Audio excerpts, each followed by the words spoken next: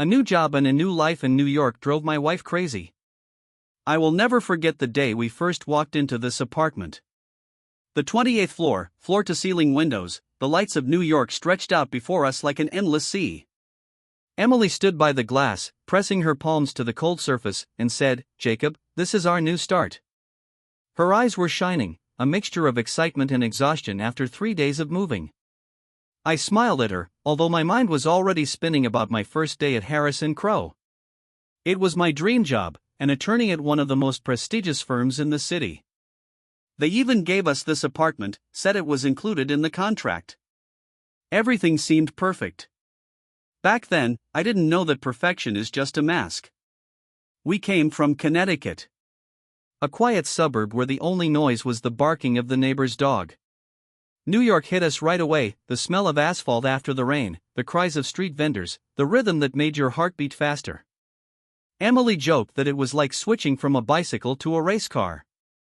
I laughed, carrying boxes of her books and old records into the living room.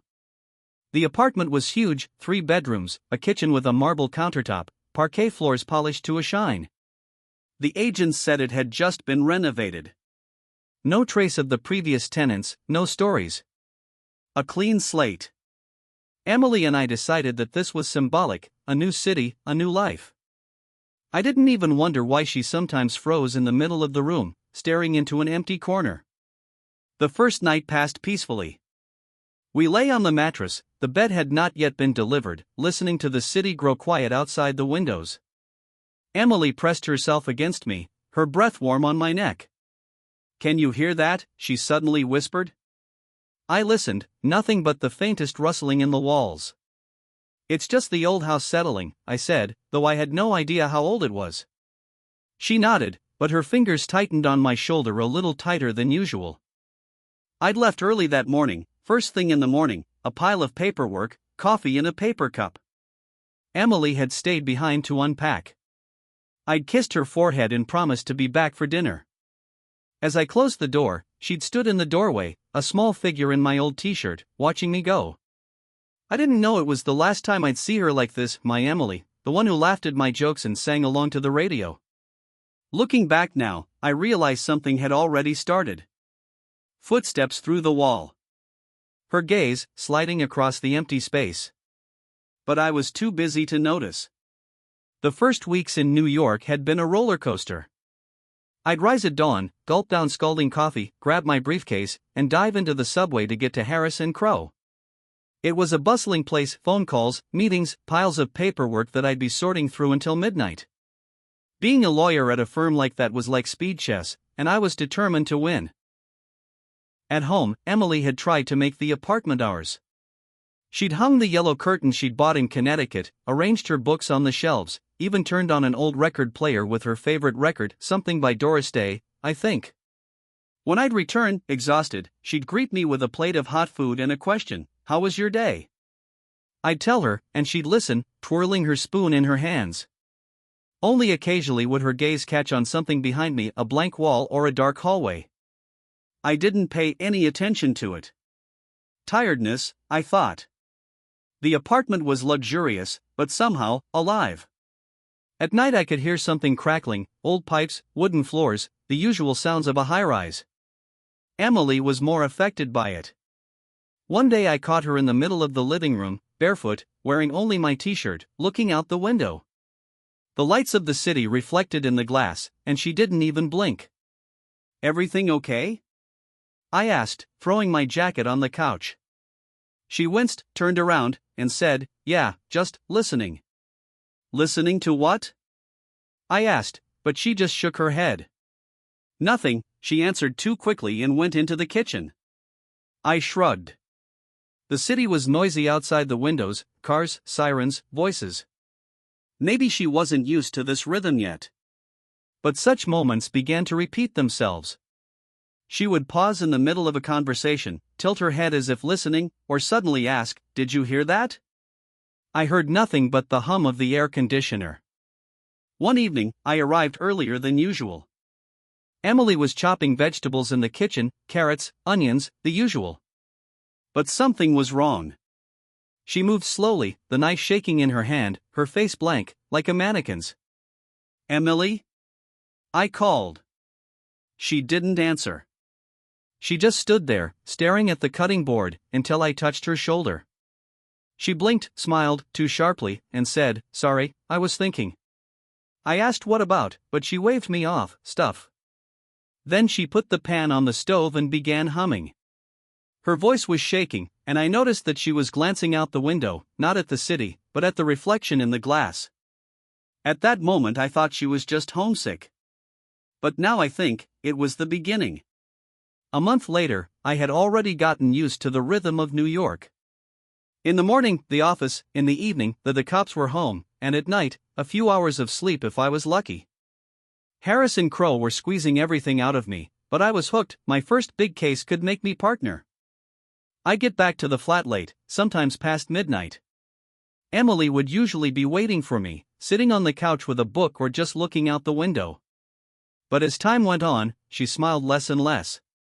Her "how are you" turned to silence. One day I came home and she didn't even look up. She was just sitting there, hugging her knees, staring at the yellow curtain she'd hung herself. "Are you okay?" I asked, kicking off my shoes. She nodded, but her fingers were fiddling with the edge of her pillow as if she wanted to rip it. I chalked it up to loneliness. She was alone all day, after all. The flat was starting to feel cramped, despite its size. Sounds were everywhere: creaking floorboards, humming pipes, rustling sounds I couldn't explain. Emily was going crazy. She started getting up at night. I'd wake up to an empty bed and find her in the living room or the kitchen, standing and listening. "Can you hear that?" she'd whisper, her eyes glittering in the darkness. "What do I hear?" I'd ask, sleepy and irritated. "Footsteps," she'd answer. "Behind the wall." I'd strain my ears, but all I could hear was the city outside. "It's the neighbors," I'd say, even though I wasn't sure. She'd shake her head. "No, Jacob, it's not the neighbors." One day I'd catch her at the front door, her ear pressed to the cold metal, her breathing quick as a cornered animal. I'd drag her back to bed, but she'd tossed and turned all night, mumbling unintelligibly. Then she'd start talking about shadows. It was a Saturday, the rare day I stayed home. I was sitting at my laptop, preparing my argument for the trial, and she was pacing around the living room. "They're moving," she said suddenly, looking toward the corner of the room. I looked up from the screen. "Who's moving?" She pointed with a shaking hand. "Shadows. They're watching." I looked, nothing, just a play of light from the lamp. "Emily, are you tired?" I said, trying to sound gentle. She turned around abruptly. "You don't believe me?" Her voice broke, her eyes filled with tears. I put my arms around her, feeling her shaking. "Just get some sleep," I muttered, but she broke away and went into the bedroom, slamming the door. That night, for the first time, I thought it wasn't about the move. Something was wrong. But I drowned the thought in work, papers, calls, coffee. I didn't want to see her slip away. It all came crashing down in one night. I came home late, the court case was dragging on, the rain was pouring down, and I was soaking wet by the time I got to my apartment. The hallway was quiet, only the elevator was humming, taking me up to the 28th floor. I opened the door and immediately realized something was wrong. The light was off, although Emily never sat in the dark. The silence was oppressive, only water was dripping somewhere. "Emily?" I called, throwing my briefcase by the threshold. There was no answer. I turned on the light in the hallway, empty. The living room, empty. My heart pounded as I walked to the bedroom. The door was ajar, and I heard her, a quiet, intermittent sob, as if she was suffocating. I threw the door open and froze. Emily was sitting on the floor by the bed, in only a nightgown, barefoot. Her hair was tangled, her face was white as chalk. She was clutching a kitchen knife in her hand, the same one she'd used to chop vegetables a few weeks ago. The blade was covered in blood, a thin stream of red running down her wrist and onto the hardwood floor. "Emily!" I yelled, rushing toward her. She looked up, her eyes empty and glassy, as if I hadn't been there. They said it had to be this way, she whispered. Who said that? I yanked the knife out of her fingers and tossed it into the corner. She didn't resist, just watched as I ripped the sheet to bandage her arm. The voices, she managed to say. They're in the walls. I grabbed the phone and dialed 911, screaming into the receiver for them to come faster. Her blood was on my hands, hot and sticky, and I had no idea how much she'd lost. The ambulance arrived 15 minutes later, but it felt like an eternity.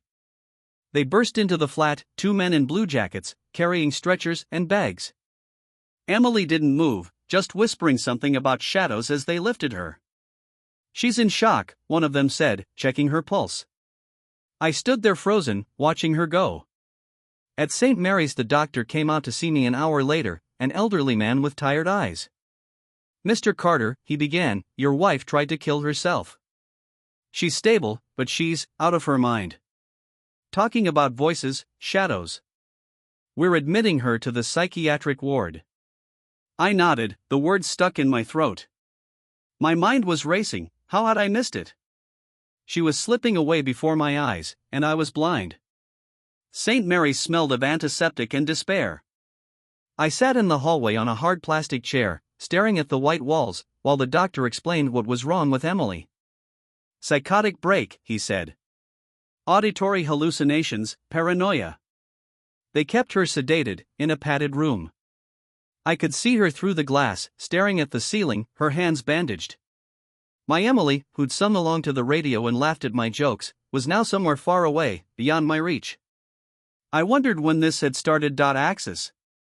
Footsteps behind the wall, shadows in the corner. I thought it was her imagination. But now I wasn't so sure. Something in that apartment had broken her, and I hadn't noticed. I returned home alone. The apartment greeted me with a cold. The lights were off, the curtains fluttered in a draft. Emily's blood was still dark on the floor, and I couldn't bring myself to wipe it up. Instead, I sat down at my laptop and started digging. Harris and Crow had given us this apartment, maybe there was something wrong with it? I climbed into the firm's archives, cracked a couple of passwords, my legal skills came in handy. And I found it. A 10-year-old case, an apartment complex on 42nd Street, complaints from residents about noise, headaches, strange behavior. Someone filed a lawsuit, but the firm hushed it up. A line flashed in the documents, possible contamination of the ventilation.